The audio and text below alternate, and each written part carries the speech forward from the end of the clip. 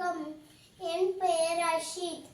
என் அப்பா பெயர் அருண். என் அம்மா பெயர் தமிழரசி. நான் ஃபர்ஸ்ட் ஸ்டாண்டர்ட் படிக்கிறேன். ஆவின் மேனேஜ்மெண்ட். இதிலிருந்து ஒரு திருக்குறளை நான் பாட போறேன். அருமை உடைத்து என்று அசவாமை வேண்டும் என்றும்